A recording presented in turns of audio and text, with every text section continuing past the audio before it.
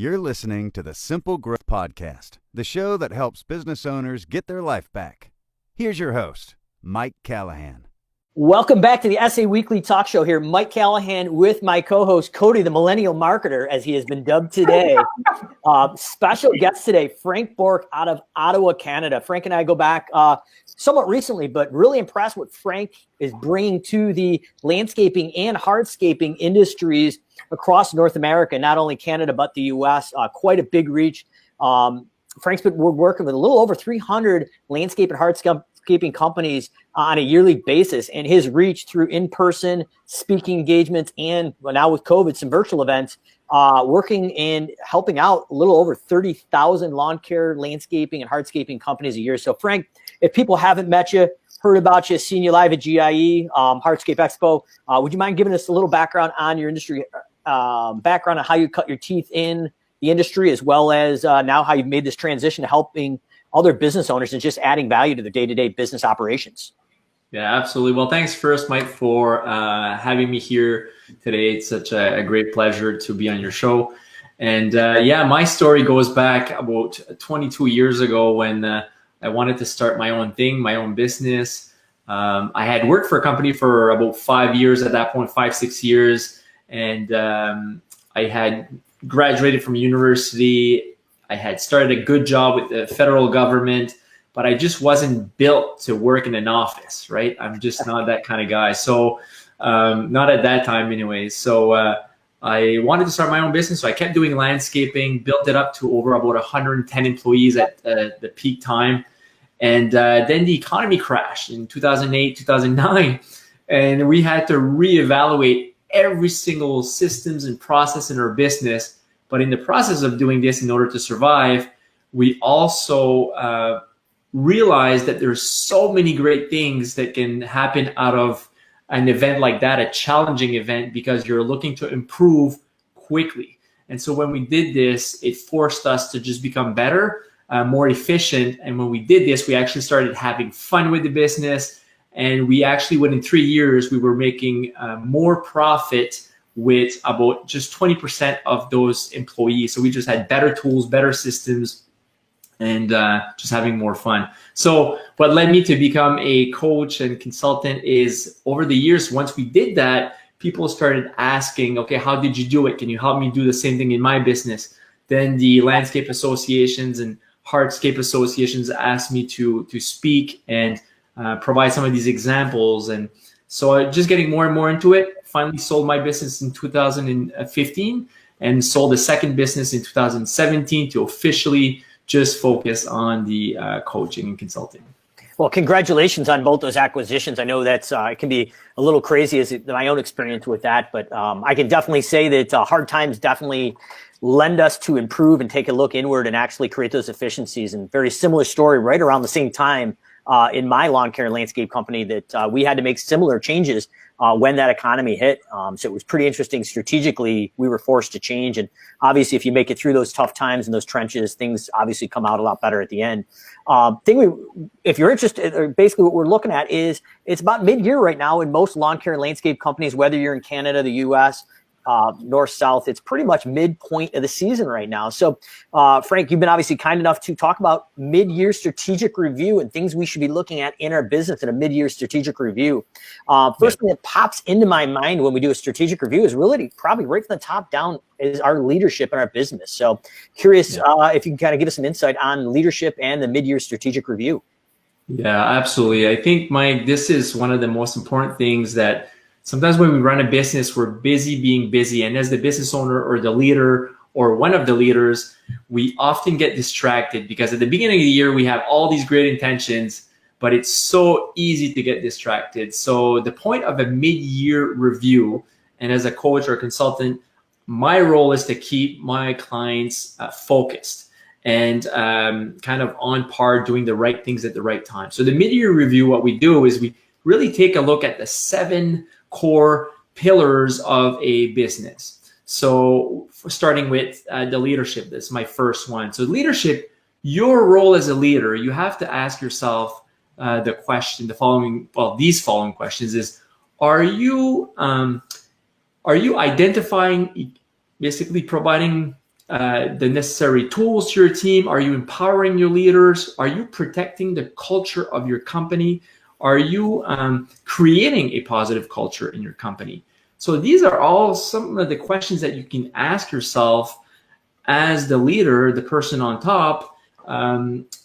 Just because looking from the outside, sometimes you start realizing, geez, I kind of slipped. I've been focused more on the numbers maybe for the business, but I haven't really focused on providing adequate care or attention or even support to my leaders, because really as the leader, that's the main role. It is to identify, equip, and empower your people. So that would be like the big first question to ask yourself as a leader. Are you doing these things?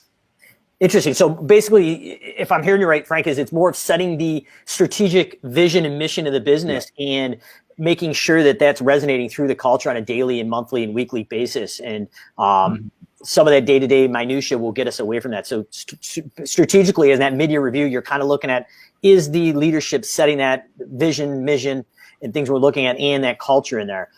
Which kind of leads me into the next question is, once we've tackled that leadership there, are we looking into things such as operations? That would probably be the next logical step from our pre-conversation. Yeah, absolutely. When we take a look at operations, because I'm huge on operations efficiency, improving operations systems, but really you're looking at your productivity and your efficiency. So the amount of work you can get done with the people you have, and I guess how you're equipped, and also how fast can you do that work. So going back to your KPIs, are you tracking some of these numbers, such as the estimated versus actual time spent on site? So maybe you're pricing jobs a certain way. You have to go back after the job's completed and taking a look at, okay, did we meet our goal on this job? Are we making money or are we losing money, right? I think it's crucial, and I'm really surprised by the amount of, people are well-intended, they want to succeed, but this is so simple, and now it's almost, it's just because it takes a little bit of time that people don't do it. But by just going back and taking a look at the estimated versus actual hours on jobs, and also a good KPI to keep track is the revenue per man hour. So I do this, let's say, on a monthly basis, but you could do it quarterly. Ideally, it would be at least quarterly, but monthly is kind of cool, because if you take a look at, let's say, the total amount of revenue in that month, you divide it by the total amount of hours billed out, then it brings you a number. So let's say you've produced $100,000 worth of work in a month, and you build out 1,000 hours. That's $100 per man. Basically, the revenue per man hour is $100. But let's say the next month you do the same math and you're at 150. Well, you notice something went differently. You're obviously doing something that's improving the amount of revenue you can make in the same amount of time. So it gives you a measure. So on average, let's say you start noticing that your company, you do that for different divisions. You start realizing that a certain division, let's say your construction division, can do 150. Your lawn care division is doing 100, maybe 100. But maybe that's good for that division. If you start keeping track of different divisions and their revenue per man hour, you're starting to notice when things go down or things go up.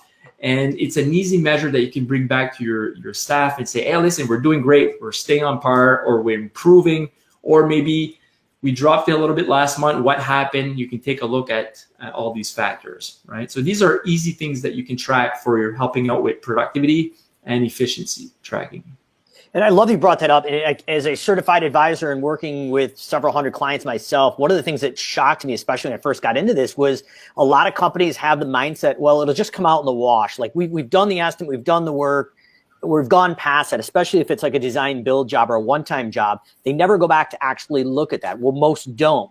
And the fact that the KPI, the key performance indicators, Frank, those are big things at mid-season that companies, at least in my opinion, agree with you, need to be looking at and have some transparencies. Like you see that you're having and reporting back to your team for accountability is huge. So one of the things that we see, at least in landscape maintenance for sure, I've seen it in my company several times, is when we were tracking these KPIs, we found that our non-billable time, far as mobilization, or I like to call it the Wendy's Frosty effect, when the guys are driving halfway across town to get the Frosty while they're supposed to be at the job, or extended lunch hours. Is there any, I guess, suggestions or things you would recommend as an expert? Is are we just tracking the time on the job sites, or is there certain things we need to be looking at for that non-billable mobilization or picking up materials? How does that play into the actual KPI of that monthly or quarterly? Well, I love that you mentioned that, because I call basically getting rid of waste or like extra weight that you're carrying. Every company, I mean, there's not a perfect company out there that doesn't waste any time. But like you said, there's stuff that's not billable that your employees have to understand. We can't build this out. So the more of it that we have in our business, the worse it is for the business. And I always give out this example to oftentimes crew foremen, because it's a big eye opener for them. When they're looking at, let's say, when I ask them, how much do you think it costs the company when we waste an hour for your crew? So let's say we take an hour of a crew of 3 guys. They say, usually this is the math in their mind. They do, well, maybe this guy makes $15 an hour, this guy makes 20, and this guy makes 20. So probably the company loses $60 in that hour. And I tell them, no, like the very minimum, usually, let's say the billable rate for every employee is $50 an hour. That's just an average, because construction could be way more, and it's just an average. But let's say we just take 50 as a low average. So $50 per hour for 3 guys. You waste 1 hour per week or per day sometimes. So $50 per hour per guy is $150, and you've still lost that hour, so you're not making up that time. You can't make it up. And in order to make up for that money, you have to work at least another hour. So you're up to like $300 just for that. It's basically it's revenue that you're not getting back, right? It's an opportunity. It's a missed opportunity. And the more missed opportunity you have, well, that really affects not only the efficiency of the business, but it affects the potential revenue that the business can make and how much every crew can make. So when I run that down and I tell them basically 1 hour a week is almost 5-6 minutes per day. So if everyone's wasting 5 to 6 minutes per day, that's $300, let's say a week. It's $1,200 a month. It's over $15,000 a year. That's just for 5 minutes a day wasted. So imagine when you're wasting an hour. Imagine when you're wasting 2 hours a day, how much money that represents for potential revenue that the company could make. And in exchange, you can pay your employees more. You can buy better tools when that money comes back into the company. So that's the kind of stuff we want to start tracking. So waste could be, we've noticed that companies that fuel up in the morning are less efficient than companies that fuel up in the afternoon, because in the afternoon, they want to go home, right? Oh, yeah. In the afternoon, they're like, man, let's go home. Let's get this done. So we've noticed that companies actually could pay a good chunk of their fuel just by fueling up in the morning, because of the inefficiency that creates for the whole crew. Because usually you see a crew stopping at the gas station, they get a sandwich, they get the coffee. Something that would take 5 minutes takes about 25 minutes. You've got 3 people in the truck. So just taking a look at your business where time is spent doing stuff that you can't bill out to the client, super important. Huge, great advice. And as we're talking about having these conversations with these guys and girls on these teams, kind of brings up the thought of HR. And I'm assuming mid-season, we want to take a look at our HR and our HR process. Yeah, HR it's basic. I call it the care of the company. HR is there to make sure that the employees, that you have the right amount of employees, you are taking care of employees. And I also like when HR assesses not only, do we have enough employees, are they happy, but also, okay, where do we stand? Where's the need? Like, we're able to project a bit more in the future and take a look at where are we going as a company? Are we going in the right direction? Do we have the right people for the services that we offer? Do we profile our candidates the right way? If you're hiring everyone based on whether they look good or not good at the interview, you're probably missing out. But if you have key factors that you're measuring in terms of, okay, for this leadership role, I need someone who's got a good character, and we use different tools for this. like DISC and the predictive index and all these things. Just tools that take 5 to 10 minutes, but gives you so much information on the person and how they are hardwired as a person, what they like doing, what they don't like doing. So just using simple tools like that and systems in the process of hiring, but also HR, what we take a look at when we want at the mid-year is to say, okay, is your system automated? Are you always hiring? Are you always looking? Are you always marketing like you market to your clients?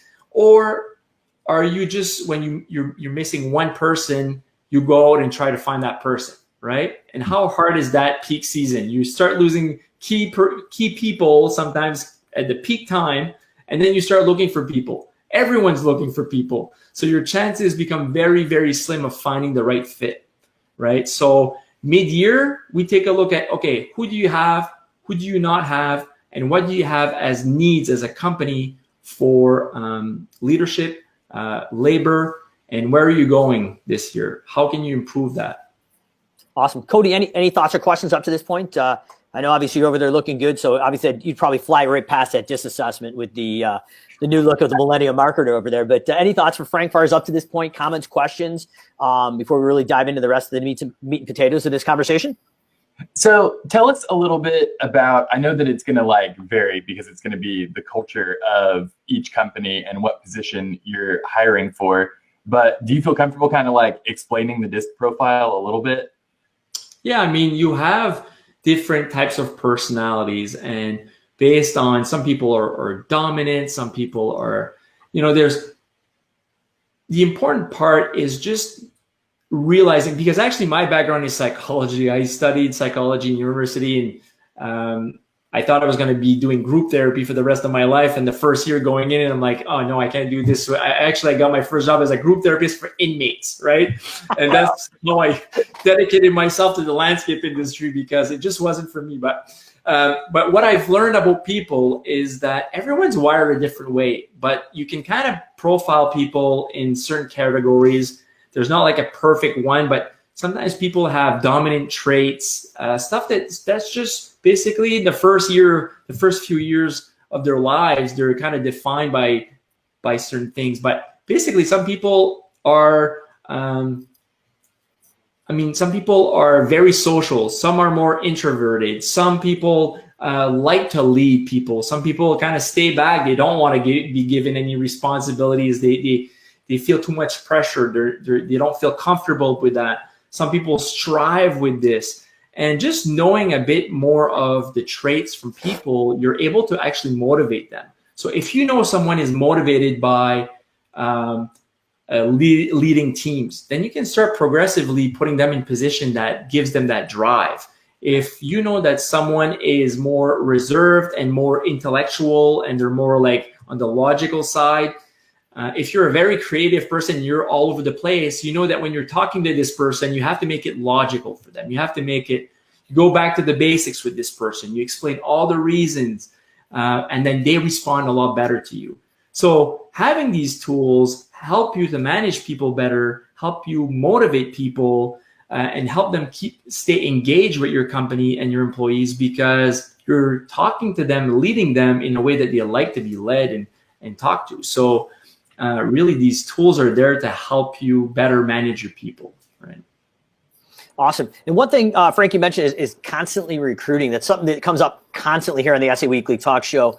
Kind of dubbed by Jonathan Potoshnik of the Lawn Care Millionaire YouTube series, is building or stacking the virtual bench. So constantly going out and hiring and getting that, basically that glorified, qualified labor pool. So if you start looking for that individual when you need them, obviously it's too late. So I'm glad you brought that up, because that's something, especially July and August, especially in the lawn care season, like we're getting burned out, we're tired, we're not doing the things we always continually do to be successful. And I feel like labor is one of them, especially right now in the States with the, basically we'll call it the $600 a week unemployment bonus.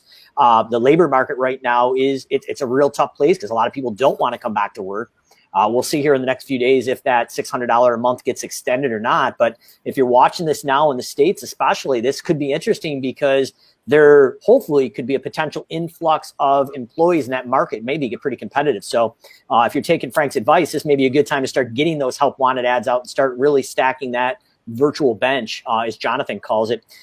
Next thing is we've kind of taken that leadership, the operations, the HR. So the next thing that comes to mind is maybe marketing. That's something we look at usually traditionally in the early months of a lawn care landscape company. We go out and it's always very seasonal. So we're pushing out all the dollars out and we're trying to get all those jobs up front.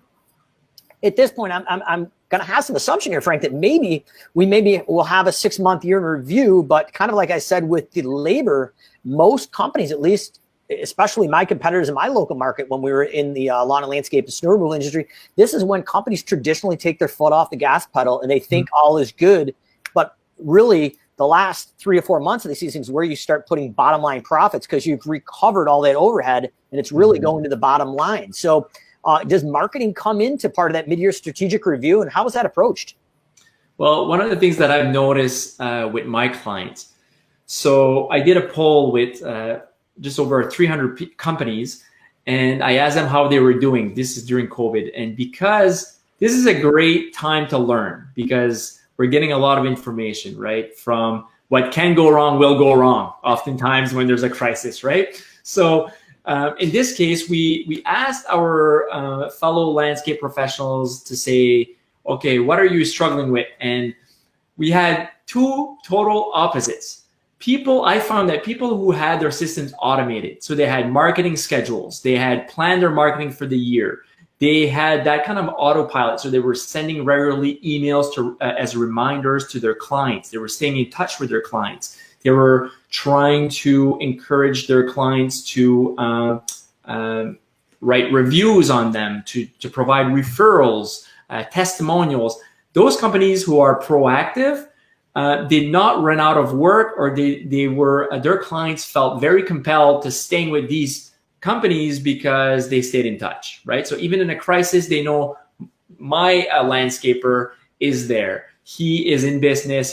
He's consistent. I can rely on him, and I don't have to worry that he won't be there in 2 weeks, 1 month, or 6 months, right? So very, very a big. I mean, to me, it was a big aha moment, not only for me, but to everyone else. I know that automation works with marketing. I know that we should be marketing all year round and not just when we run out of jobs. But oftentimes, how many times, Mike, do we get comfortable when we're busy to stop marketing, right? We're like, oh, we're good. I heard many contractors in the past say, I get all my work by referrals. I don't even need to market. And I'm like, word of mouth, right? That's it. I'm good. I'm good. But then a crisis hits like this one, and all of a sudden you start panicking because like, I don't know any other techniques. But when you have stuff on automation and you understand that marketing is not only good for finding jobs, but it's your brand. If people identify your brand to one of the best or one of the most out there and they recognize your brand, it's going to be good all over in good times and not so good times. So this is was a great lesson for many of my clients, and just a big, I mean, it was huge for us to see that as much as we did in the last few months. Yeah. And I guess, go ahead, Cody. If it takes 8 to 10 touches to close the average sale, and you're waiting until like work starts to dry up, you're introducing this window of I've got to get these 8 to 10 touches to start getting more work, and then it has to get scheduled. Like you're creating a gap of no money. Yeah, you're so right. I mean, some people, they start panicking with those 8 to 10 touches, and they even do too much of it at the wrong time, right? So if you are not top of mind year round, I think it's really just you're missing out on an opportunity. And I guess the big thing, Mike, is, I mean, you do that in your company. You help companies put that on autopilot, right? Just basically doing the right things at the right time, but consistently. I think that's so huge. I think at the beginning of the year, oftentimes we focus more on intensity. We're very intense. We're like, oh, we're going out there, we're going to pump, we're going to do a lot of work, get as much done as we can. But really, the one who's consistent usually wins, because the one who's so intense about it just in certain times usually misses out on other times, or he gets tired and then focuses on the wrong actions at the wrong time. So. Yeah, and I couldn't agree with you more. And I think one of the keys to success is finding at least 4, probably 5 key points in the season. So obviously the springtime is that's focused. Everybody's doing that. But right now, to keep it relatable in the time of the season, depending where you're at in the US or Canada, we're coming up on our fall season. So aeration and overseeding is a big one. Holiday lights. What are those seasonal upsells that we can time? And Frank, you're right. You don't want to hit it head on. You want to slowly go through some nurture and some education, frame yourself as the expert. And then when those first weeds pop, or it's time to go thicken that lawn up and aerate it, you're top of frame of mind. So you're there. So when they're going to look for it, you're ready to there. And they're like, oh, look, there's an email. If I click this button, I can request a free estimate. Or maybe there's property specific pricing where they just click and sign up. But that I think is the key. One of the guys in our ecosystem that does it really well, Frank, I don't know if you ever heard of Garrett Matthews of Matthews Lawn and Pest. He's out of Shreveport, Louisiana. But as of now, I believe he's up to 4 years, and he hasn't missed a single day of organic content. If people are watching what organic content is, literally he goes on Facebook. It's not a paid ad, and he literally gets on there and talks about a seasonal issue, educates the consumer how to tackle it themselves as a professional would. And when they see that, he is top of frame of mind. So when they have pest control or fire ants or whatever that is, they're picking up and calling Matthews Landscape because he is there and he is the expert in that local town and city. So it's really, it just speaks exactly what you're talking about, Frank. And now we've got kind of this marketing machine dialed in. I know a lot of times when companies finally get their marketing plan for the 12 months dialed out, they go, holy cow, maybe we really don't have enough money to scale for an extra 200-300 clients this year, because now we've been able to back it down for each marketing source and how many pieces of marketing material we need to get out. Or maybe they're like, wow, I've got more extra money in the budget to actually double down on the marketing. We saw a lot of people that are winning right now. And I'm curious if you're seeing this too, Frank, the people that doubled down on their advertising when that ad spend across Google and Facebook shrunk during the COVID crisis, people were getting double or triple the effect for the same amount of money or even less. Yeah. So it was pretty impressive, but kind of getting around that after marketing, I'm assuming mid-year review has got to be somewhere around your financials. Yeah, absolutely. That's when COVID hit. Everyone was asking, should I cut into my budget for marketing? And I basically, as soon as I was asked that question, is unless you're running out of money, like right now, if you have money, you want people to hire you when they can. And so make sure you put some money aside. But what I've noticed, and there was a poll a few years ago to try to get an estimate on how many companies don't run with a budget or how many run with a budget. And it was found that over 90% of companies out there in landscaping do not have a budget. So a budget that identifies, not only the, let's say your labor and your materials and your cost of doing business, but like your overhead. For companies that don't know their overhead, they can really never figure out how much profit they make, because in their minds, they're thinking gross profit. Oh, after I pay my labor, my materials, these things, well, then I'm left with this amount of money and it's mine or the company's. But really, when you take out the overhead, which is all the costs that you can't bill out to the client, right? Like the office and let's say the marketing, you can't literally put that on your quote for the client, say, oh, my shop, my shop tools, my secretary, you can't put these things on the quote. So all these things that you can't put there, it's actually a cost of the business, becomes overhead. So when you take the overhead out of the gross profit, you're left with a net profit. And so when people tell me my company's almost 40% in profits, I know that they're forgetting the big detail, which is usually overhead. And we find that information by doing a budget, by looking at all the projections of what the company is going to get for revenue and all the costs to the company. We break it down, and we also take a look at the equipment, all these details. But there's simple tools out there, free tools to help companies do this. When they have their budget, they can really see where the money's going, and mid-year, they can really reassess. Okay, are we spending more? Like, how are we doing with expenses? How are we doing with just overall sales? How are we doing with the budget? Are we staying on track? Are we spending more than we should be? And so we take a look at that. And when COVID hit in March, we did almost 3 budgets for every company because we were doing the best case scenario, the mid-range scenario, and the worst case scenario in case that the year wouldn't go as planned. But at least these companies, they would know, okay, what can we do if things really start getting challenging as a company? We know where to cut in our budget. We know what to do. We're not in a panic, right? So this was very empowering for clients, contractors, business owners, looking at their business in a different way. And so I think when it comes to financials, it's going back to that budget, making sure you have a budget, taking a look if you're on track with the goals that you have for your business.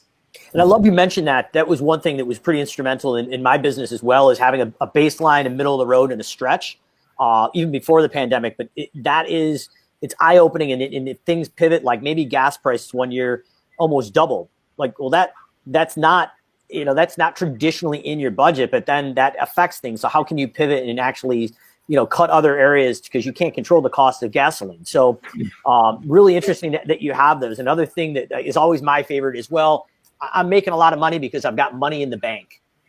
Yeah. So the perceived ideology, like, hey, if I got money in the bank, we've got to be making money because there's money in the bank. And I've told the story before. Cody's probably surely heard it, but right after, it's scary. So I recommend the book Profit First by Mike Michalowicz. Mike has been on here several times. But after my divorce, I got back into becoming a nightclub DJ, and I knew if I had at least $100,000 of liquid working capital in the operating expense account for my business, traditionally that was about appropriate. But our receivables had been so good, the girls in the office had figured out how to get those bills in quicker, that by the time we hit November, December, I wasn't running my weekly numbers like I always had in the past, because it was basically a rough spot in my life after divorce. And basically by the time November, December hit, we were upset on $70,000, Frank. And I was like, what happened? We had $100,000 in the bank. We should have been good. So I think that's if you're watching this, we all get into those scenarios at some point. And I think Frank's actually he's just nailing it. So if you're taking some notes from this essay weekly, a lot of takeaways up to this point, but man, the financials, if you're not running those numbers, and you're not, especially during the uncertain times of COVID, having that base, middle line, and stretch, and be able to pivot and have those numbers for different scenarios as it goes, because who knows, COVID could kick back in full swing again in the fall. We could be, working on our baseline numbers, but at least you got those numbers, you know how to pivot that way. Mm-hmm. So as we're diving in, as we're bringing it home here, Frank, sales, a lot of times you talked about, you like to look at sales mid-season in a strategic review. What about sales do you actually look at in that mid-season strategic review? Yeah, so sales is an interesting part of the business in terms of maybe at the beginning of the year, we see all these sales coming up. We're excited, we're pumped, and then we start doing the work. We forget the important things like taking a look at the pipeline. What do we have coming up? And for some companies, it's not a problem. They stay busy year round. But in uncertain times like this, it's really crucial to take a look at the funnel. What do you have in the pipeline? What's coming up? Which clients could you what deals could you close that are not closed? How many sales do you actually have? Are you on target? Taking a look at those KPIs. Are we doing as much work as we're selling for that month? Are we still selling as much every month as we have projected? What's coming up? So these are all the things that you really have to take a deep look into, especially mid-year, because you don't want to finish. You want to finish strong. No matter what, you want to finish strong, and you want to take advantage of the right time. So in many places like Canada or the, I guess, northeastern part of, for sure, or even just the northern part of the US, you're stuck with winter or fall. And so it gets cold and you can't do all the work. You can't slow down in that, but it usually slows you down. The weather slows you down. So you have to try to make the best of these months like August and September, October, November. That stretch is really important. So sales, going back to the sales, and also taking a look at your sales, making sure that you're selling the jobs that you're most profitable on. So sometimes I hear business owners say, oh man, I have so many jobs. I'm overwhelmed. I'm not even doing the quoting anymore. And I tell them, whoa, back up. Like, if you know you're making more money, let's say on, I'm just, using an example, let's say construction. Let's say your crew on construction is super efficient. You make a lot of profit. and you know you don't make any profit on, let's say, custom work. Because some construction companies that I noticed, they're really good, let's say, at pavers and retaining walls. They make their most money when they're doing those. And all of a sudden they see this custom job and they're like getting really excited.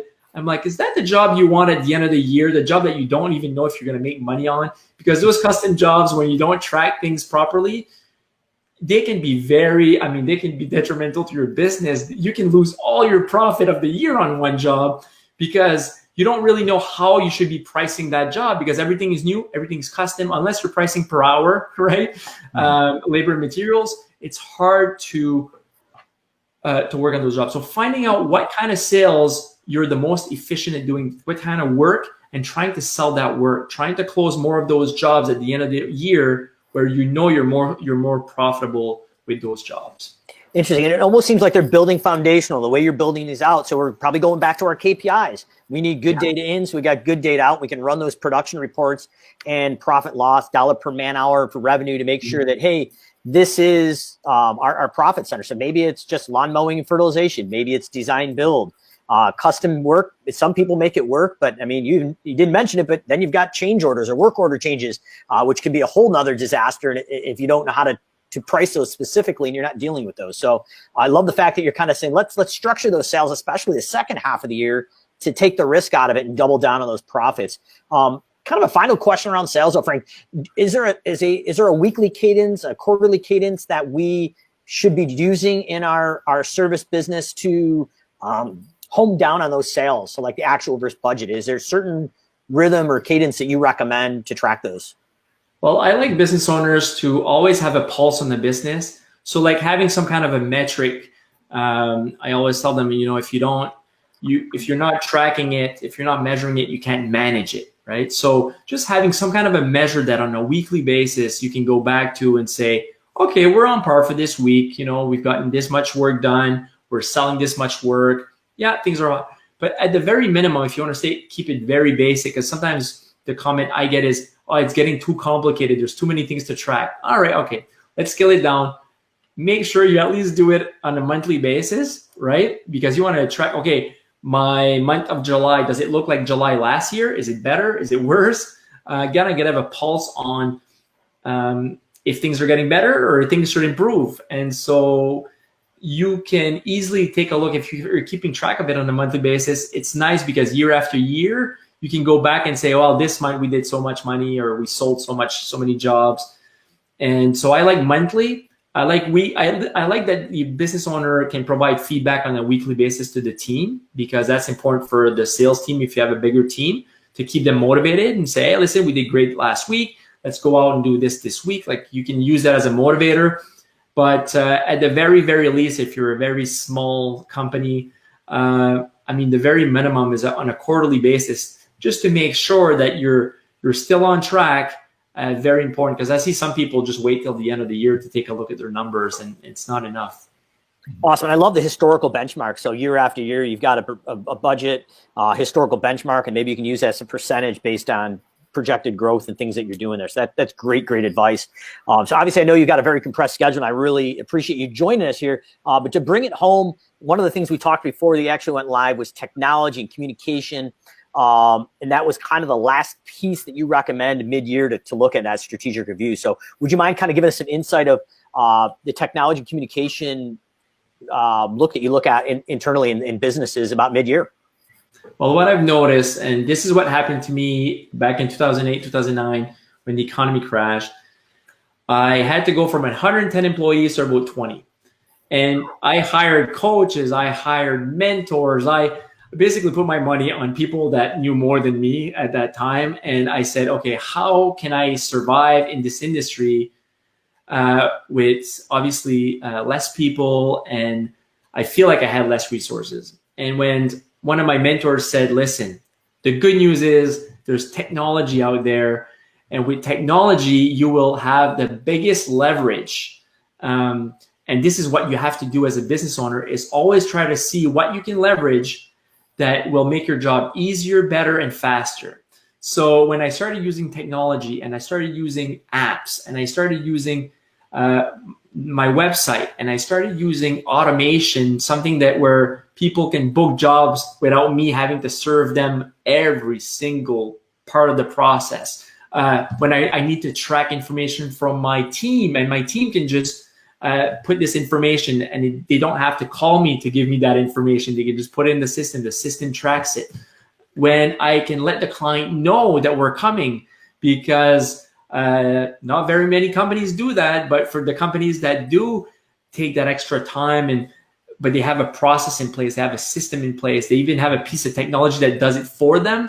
And if I have a piece of technology that keeps track with my clients, makes them feel important by saying, hey, we thought of you, just keeping in touch with my clients. We've noticed that we were keeping more clients because we were staying in touch with them. They were buying more from us. It's much easier to get more jobs out of existing clients than having to find new clients. So when you have a system that takes care of that for you, that's on autopilot, like I would say, well, then this is what makes your business easier to operate, more fun to operate, and you get more data. All these measurements and KPIs we're talking about, you get that a lot easier when it's technology taking care of it for you. So for people that are not familiar with what type of technology are out there, I mean, obviously, Service Autopilot is a great resource. Mike, focus on helping clients automate their processes, and I do as well. So part of my job is finding the best systems, the best process, and to help contractors get more profit and more efficiency in their business. So technology, good communication is improved with better technology. So this is why I put them into the same basket. Love it. Awesome. I really appreciate you spending some time with us and just shedding some light on what we should be doing mid-year in our service business, whether it's lawn care or even home cleaning. This really is applicable to just about any service business if you're watching. So don't think this is applicable to just lawn care, hardscaping, working with some of the top consultants in the cleaning industry as well, such as Debbie Sardone. And these are not identical, very similar to what we're seeing in the other industries. So if you're watching this and you're in a different industry, I think Frank's got some great takeaways that can be used in your mid-year strategic review that really should be happening right now. So Frank, once again, Cody, any closing thoughts here as we wrap it up? I just want to thank Frank for your time. It is good to get perspective from somebody, one of our neighbors to the north. So thank you so much for hopping on with us. Well, thanks, guys. I really appreciate it. And Mike, I love that you mentioned that this is good for any business in the home service industry, right? Any contractor taking care of jobs related to the home service industry. So. Yeah, and I know that you and Brandon Vaughn there had one heck of an event, the Home Service Summit that was live. Congratulations, you guys just broke a Guinness Book record of, 50,000 viewers. So really phenomenal what you and Brandon had done there and just giving valuable information to the service industry as a whole. So obviously Frank just isn't speaking from a point of landscaping, hardscaping, but very applicable to any service business. So just want to thank you again. Frank, if people want to reach out to you as far as your business coaching, consulting, or public speaking, probably virtual now, but hopefully in person, I find you somewhere in person on a stage together in the near future. What's the best way for somebody to reach out to you if they wanted to contact you? Yeah, for sure. So my website is frankbourque.com. So Bourque is spelled Bourque. And they can sign up even for a free 20 minutes consultation if they just want to get back on track. If they want to work on this strategic plan we've talked about today, feel free to book something on my schedule and we'll get in touch. Awesome. Hopefully we get to see you in person soon as things kind of lighten up here. And if not, we'll definitely see you on a virtual stage sooner than later for sure. So thanks again, Frank. Cody, SA Weekly Talk Show next Friday. Brian Stearman of Lawn Care Marketing Mechanic is going to be live with us. Week after that, we are going to have Martha Woodward. And hopefully the week after that, Lisa Marino of the SA marketing team going to be dropping some knowledge bombs on us. So stay in tune. We've got 3-4 weeks of action-packed knowledge to go out and dominate your local competition while out learning them here on the SA Weekly Talk Show. 1 p.m. Eastern, 12 p.m. Central. We'll see you again next Friday, SA Weekly Talk Show. Mike Callahan, Cody, the Millennium Marketer, and our special guest, Frank Bourque. Thanks a lot, guys. Thanks so much, guys. Thank you. If you like this show, you might want to check out our resources at www.startsimplegrowth.com. While you're there, enter to win an estimator chatbot. Mike Callahan is available for private coaching.